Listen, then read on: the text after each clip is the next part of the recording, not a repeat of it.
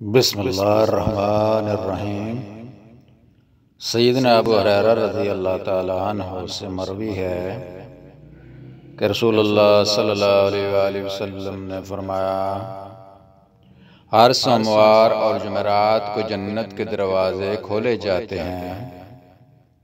سہیل کے علاوہ باقی راویوں کے الفاظ یہ ہیں: ہر سوموار اور جمعرات کو اعمال پیش کیے جاتے ہیں، پس اللہ تعالیٰ ہر اس بندے کو بخش دیتا ہے جو اللہ تعالیٰ کے ساتھ شرک نہیں کرتا۔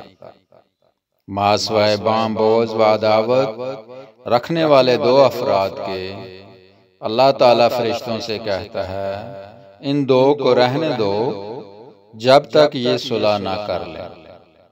راوی مسند احمد، حدیث نمبر 9782۔